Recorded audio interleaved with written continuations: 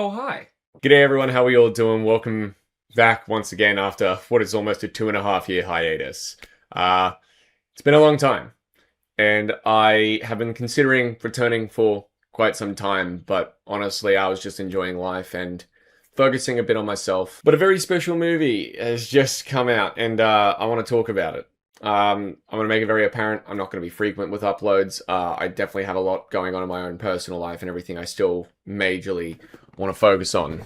Come as priorities and everything that I think need to be attended to more than being as active as I used to be on YouTube. And especially given how overwhelming YouTube became for me after a while regarding anxiety and all that, it really started to affect my mental health. So I'll only be really reviewing here and there or doing videos here and there. Maybe a stream here and there as well with some of my buddies, playing video games and stuff. But I'm back. How long that'll be, I don't know. That really just depends on whatever. And if there's anything that comes out that I really want to talk about, so before we got started, I wanted to preface that. But Return to Silent Hill is my return to YouTube, technically.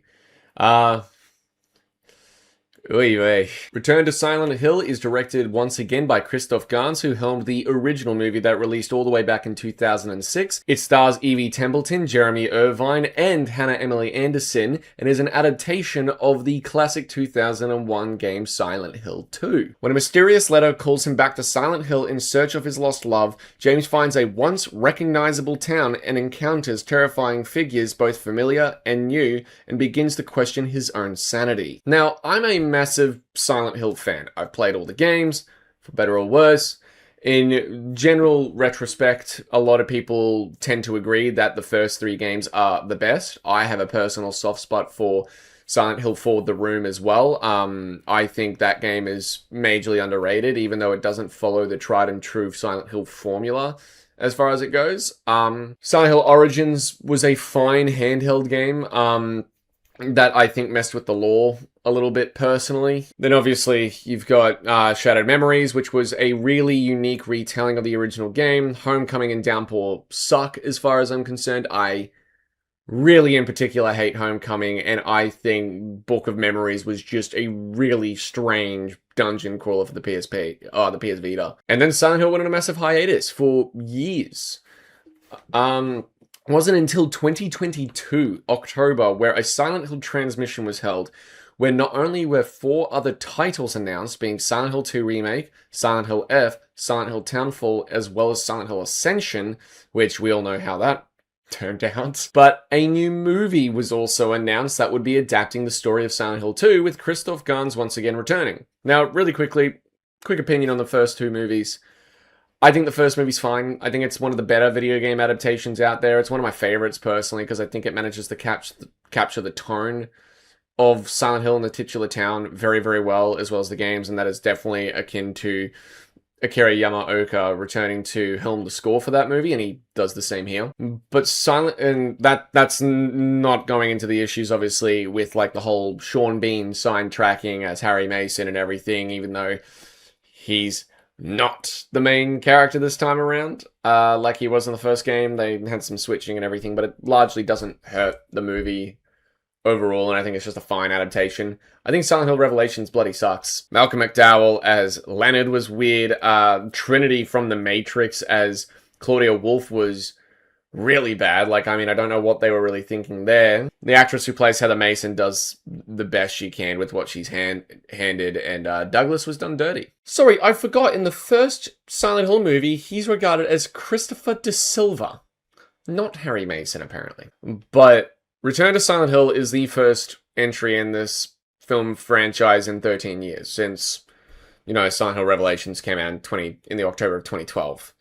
And it wasn't good. Fans didn't like it. I didn't like it. Critics didn't like it. And fans and critics were pretty split on the first Silent Hill movie. And I think that's going to be a major case with this movie as well. I really did not like Return to Silent Hill at all.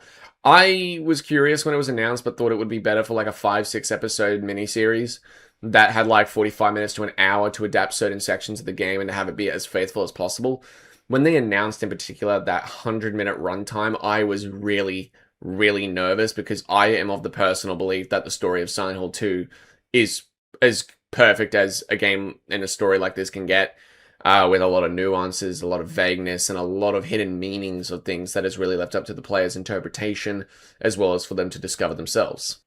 And with that 100-minute runtime, I had a very strong feeling that it wasn't going to be able to capture that. There was a lot of stuff that would either have to be majorly condensed or removed, and that's exactly what has happened, and not for the better, in my opinion.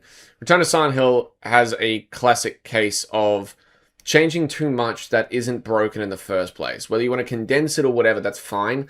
But there are a lot of scenes in this movie from the game, and I'm going to talk about it as a fan for a moment here of the original game, and really someone who really enjoyed the remake that came out in 2024.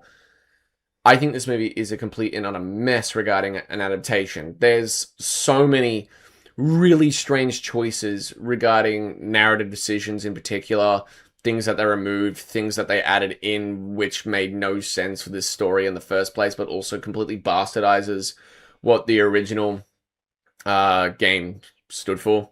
A certain level of subtlety and nuance is just completely be rid of. And this is why I'm going to keep the spoiler-free section largely very short, because a lot of the stuff and a lot of the complaints and a lot of the issues I have with this movie, I do need to go into spoilers for. So that is your warning for a couple of moments from now. I think largely this movie as a whole, though, the tone is fine. Like, in certain moments, it really manages to capture the tone of the games very, very well. And a big part of that is, once again, akin to Akira Yamaoka's score, although I am very, very confused as to the incorporation of Clair de Lune in this movie. Not all the time, not as frequent as I might make it out to be, but it's there, and it just reminded me of the Johnny Cash inclusion of Ring of Fire from, what is it called? The original movie, but it's not as weird as that one, obviously. I think that a lot of the times the movie is actually shot very well. I think it has some very nice cinematography, and it's lit very well as well, especially when it's in a practical location, practical sets, when they're in the town of Silent Hill, when they're in the different locations. I think that the lighting in particular is very good indoors when they're in like the Woodside Apartments and the Brookhaven Hospital. I think that stuff is very, very good, especially when it's lit. It's a practical location, and the way that they use the practical locations to their advantage is very, very nice to see. I think that the tone very much is helped by Akira Yamaoka's score. It's the Silent Hill 2 soundtrack for the most part, from what I could tell, at least, and I think it does a very, very good job of incorporating that in certain moments. There are some switch-ups regarding certain scenes and certain music cues and everything that I don't personally agree with and are a little bit odd, to say the least. But largely my issues for this movie that really, really make me hate it is the pacing and the structure of the screenplay. The screenplay is really bad. A lot of those nuances and a lot of that vagueness, a lot of that subtlety from the original game, and even the remake for that matter, is completely void. It's completely gone and be rid of. It favors expo dumping or a lot of characters just explaining how they feel, as opposed to letting facial expressions, body language, and mannerisms really do the storytelling. Like, again, the game did and everything. James just sort of goes insane at one point as well, which was a major switch up, because in the game, obviously there's a certain point where James does lose it after a certain twist is revealed and everything that I thought was very effective in both the remake and the original. But here, that twist is interesting in this movie in the way that it's handled, like the big twist. I'm not going to spoil it in this section here. For the reason that that's not fair if you guys haven't seen Silent Hill, or, sorry, played the games or anything like that, going in spoiler-free for this section. I just think it's a mess, really, the way that they handled a lot of the narrative choices, a lot of the changes and inclusions that weren't even in the game. Like, it's not a spoiler to talk about, but I guess I can talk about it here because it is in the trailers and the marketing. The Order is included. Why? Like, they had no inclusion or any involvement in the original Silent Hill 2, aside from a very minor aspect. But for 95% of that game, even more, they're not even there. They're not involved in any way, shape, or form. But even then, I don't even think what I'm thinking of regarding the Order is really in the game at all. It involves one of the endings. Yeah, no, and it keeps cutting back and forth. Like, this movie has a major pacing problem with its screenplay being as shoddy and weird as it is. Cutting back and forward constantly. to flashbacks of a different time period with James and Mary, and I just thought it was really, really poorly handled. I don't think it really does anything for the movie. I think you could cut all of it out and adapt the game faithfully, and you'd get the point across and the narrative across in a much more enriching and invested way. Now, you're never going to be able to be as invested or engrossing or immersive as the games. That's just how it is, unfortunately, because, like, you're playing as the character. You've got that level of immersion by being the one in control and involved.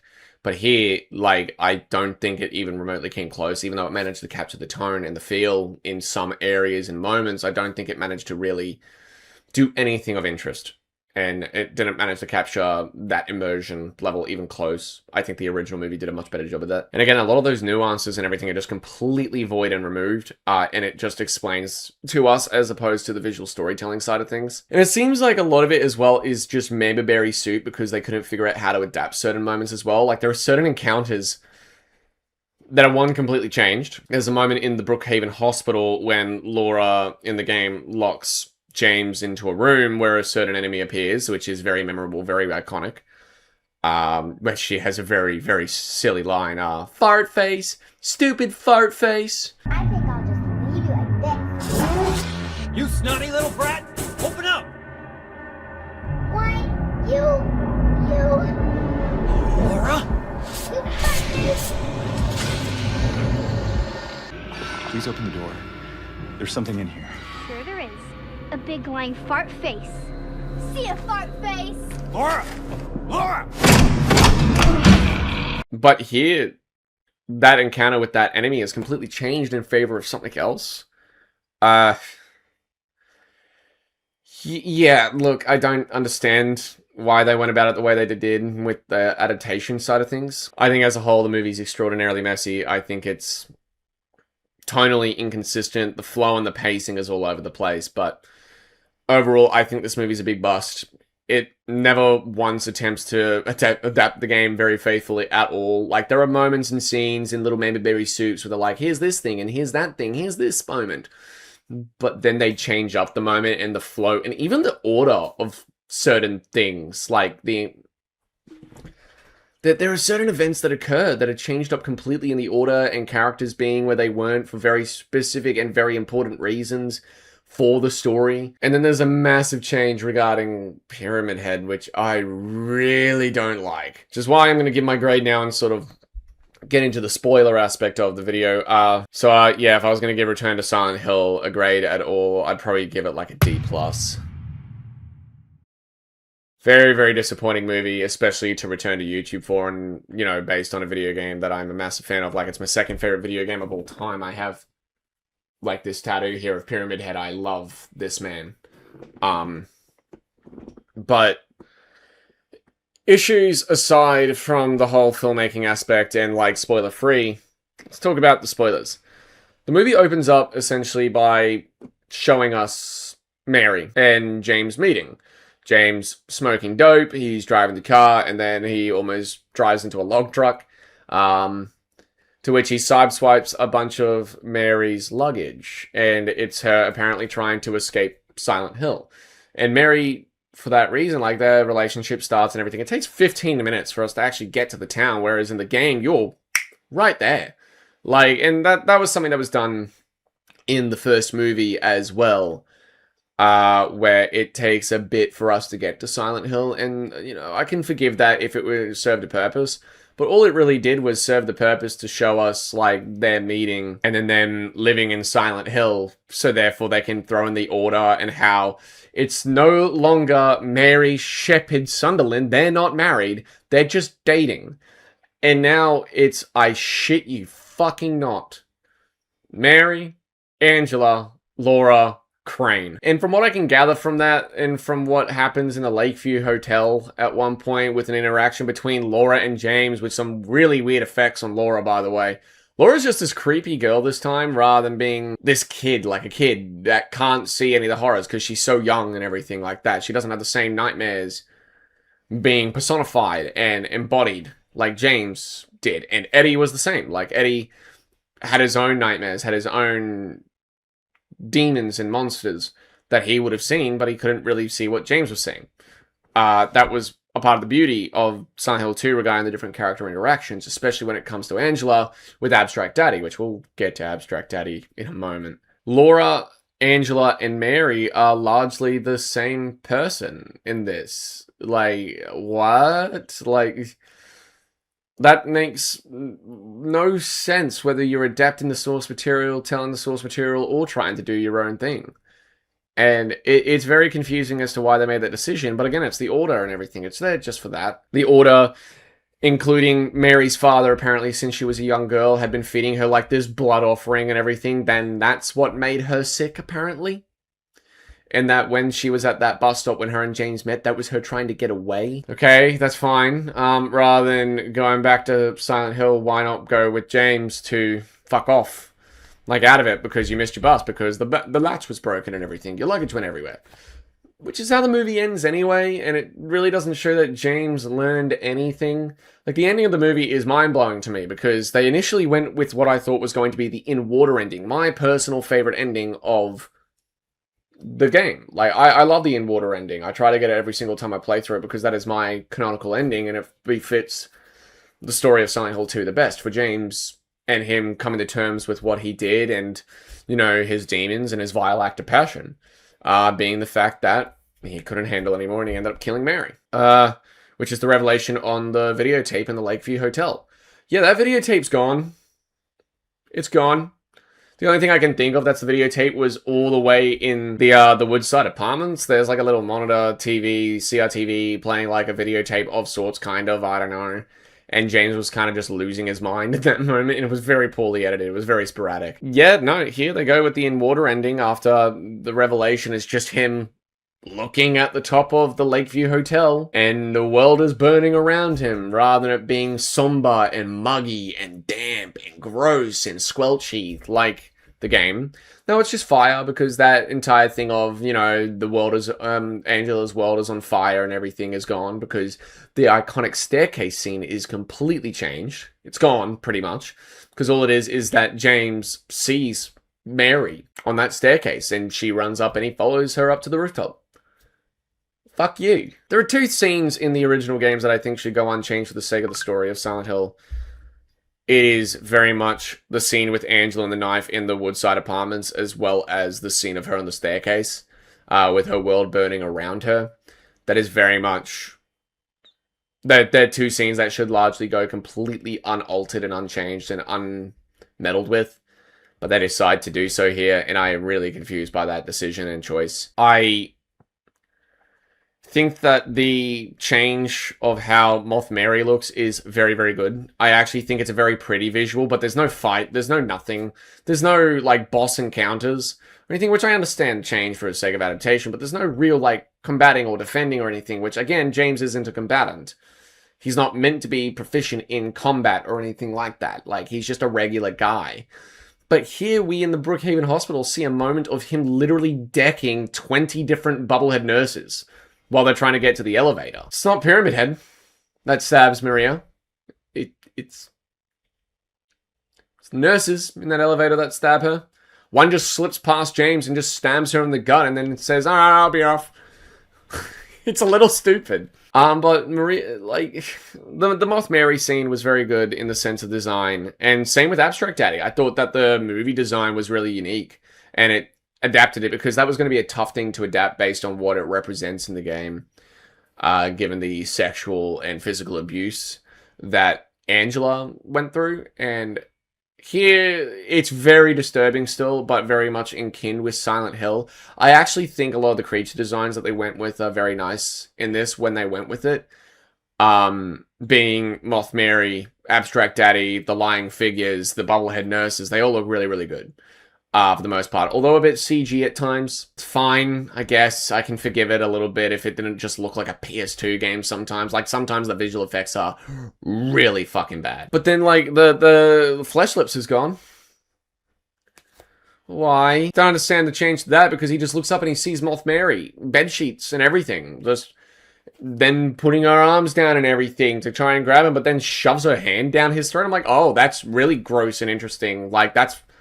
okay, where's this gonna go? And it cuts to him in like a present day sort of alternate reality where it's bright and colourful and there are people at the Brookhaven Hospital who are attending to him like orderlies and everything. And this is what I mean by the pacing thing. It's cutting back and forward constantly. It's altering the reality where it's not just Silent Hill and then the other world. It's going to like a reality where nothing ever happened in Silent Hill and it's actually inhabited by healthy people and it's bright and sunny. As if it's before everything went down in Silent Hill. Like, what the fuck? Like, with Alessa and everything. Like, I don't get that decision. And actually, come to think of it, doesn't the whole thing of Alessa and everything and her rage akin to Silent Hill? Doesn't this kind of fuck with that, with the Order and their inclusion and Mary and James having lived there for a period of time? And then an alternate version where he kind of wakes up after getting that hand stuck down his throat. Kinky, by the way. It kind of just fucks up with the timeline, the lore, and the story of everything Silent Hill with Alessa a bit, doesn't it? Like, I might be misremembering a bit of my Silent Hill lore there, but I don't know. That's just weird. Yeah, it's a weird change. Eddie is barely in the movie. I think he has 5 minutes. Like, there's no, like, meat factory sort of boss fight or encounter. There's nothing of him losing his mind down in the Toluca prison after the Historical Society because, there is no Historical Society or Toluca prison this time around. Why? I don't understand that change. And why Eddie's only in it for 5 minutes. Why have Eddie in the first place? Like, if you removed him from the movie, nothing would change. It's purely there to have, like, the initial encounter with Pyramid Head in the Woodside Apartments and everything, where James calls him like an idiot or dumb or something or an asshole, and then Eddie just kicks him, punches him, and then runs off like a Looney Tunes character. And then Pyramid Head's there and just tries to reach through, and it's meant to be that iconic scene of like the bars that are sort of like bended out and everything, and you can see red pyramid thing, like Pyramid Head, just down there in red, and it's just looming over him, and you're like, what the fuck is that? Why is my radio going berserk right now? No, it's just there for an encounter, and Eddie's entire purpose was that. Well, I will say, the character of Eddie, though, the actor playing him did actually a pretty good job. There are moments where I'm like, that's a really weird portrayal of Eddie, and he's a bit deranged and everything. But then there is like a moment where after he stands up from the toilet, after he's thrown up, I'm like, that's very Eddie. The way you're talking, the way you're expressing yourself, that's very, very good stuff. I thought that was all very good. And I didn't even mind, like, in the opening before we got to Silent Hill, the inclusion of delving a little bit deeper into James' alcoholism a bit. I thought that was very cool. Showing a bit more of his struggles. And again, this is what I'm saying. Like, there are moments in the movie that I think are good, whether that's changes or inclusions. There are good moments in the movie. But, I mean, it's show don't tell, and a lot of the times it is telling and not showing. But I think the most polarizing change for me isn't even just how they handled Angela, how they handled Mary, or Maria in particular is completely butchered in this movie. The change to Pyramid Head.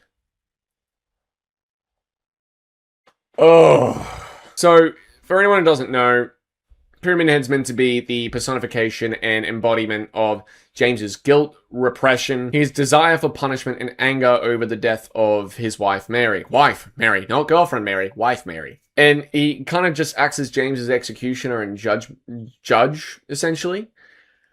Which is very good. It's very cool. It's very well done in the games. I think it's great. But here, there's no double Pyramid Head, and because he hasn't killed Eddie, no violent passion, so they can't be two. There's no even encounter with Pyramid Head. Pyramid Head actually... Oh my god, Pyramid Head, like, appears maybe 3 times in the entire movie. The initial encounter in the Woodside Apartments, the scene where he rips off the limbs of... I don't even know what it is, like a mannequin hybrid spider thing. It was really dumb. But then... in the labyrinth, which, yeah, Maria just dies in the labyrinth because James summons Pyramid Head, willingly saying, I don't need you anymore. And summons him willingly by focusing his brain and everything and using his Charles Xavier telekinesis, essentially, and summons him to where there's a really bad PS2 effect of Maria in the labyrinth getting stabbed in the back by Pyramid Head's great knife. Now, if there's my favorite scene in the movie, or my favorite location and how it's actually handled, it wouldn't be the Woodside Apartments. It would be the Labyrinth. I think the Labyrinth looks amazing. It looks really good, very dreary, and it definitely is the most Silent Hill of it in regards to actually helming that location the most faithfully. Like, don't get me wrong, the Brookhaven Hospital's kind of whatever. The Woodside Apartment was done pretty well as well, in my opinion. Lakeview Hotel's butchered and bastardized, in my opinion, and just a complete biff. But I think the Labyrinth looks really, really good. It's really nice. But Maria being there just confuses me, the inclusion of her there and involvement. Yeah, it's a very peculiar decision in my opinion, that one. I'm actually trying to remember more stuff to talk about regarding this spoiler-wise and the things I didn't like, the changes, the alterations. I just think it's sloppy, I think it's messy, I think the inclusion of certain things just doesn't work in its favor. At all. And that's just me being blunt. It's sad to know that Christophe Gans is a fan of these games, especially given the fact that, like, he did a video of himself pitching a Silent Hill movie and even, like, funded some scenes to be shot that he could present to get even the first movie made. So he's clearly passionate and he clearly likes the material and the source material. But here, I just don't know what happened and what occurred. I really don't. So, yeah, this movie's bad. I really, really don't like this movie. Is it as bad as Revelations? No, I don't think it's nearly as bad or embarrassing nor offensive as Revelations. But there is a lot wrong with this movie. There's a lot that is messed up. There's a lot changed that never needed to be changed. There's a lot of scenes that could be completely removed and nothing would be different to shorten that runtime. It's sloppy, it's disjointed, it's clumsy.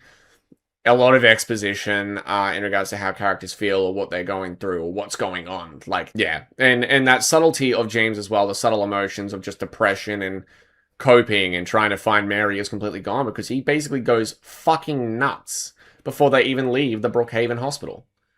He just goes berserk and insane and loses his mind. Yeah, no, I don't like the movie. I think it's very messy. I think it's a fucking disaster, but less egregious to Silent Hill Revelations, which I have no positives about whatsoever. So guys, yeah, this is my return to YouTube, a negative movie review of a movie that I was hopeful for, but then ended up being a gigantic mess, and yeah, didn't like it, but that's fine. Thank you all so much for watching. Look out for more videos in the future, whenever that might be. I'll be very infrequent and very disjointed and disconnected. I hope you all enjoyed. Take it easy, and if you liked Return to Silent Hill, or if you've seen it, let me know what you think down in the comment section below, and I'll see you all in the next one. Take care.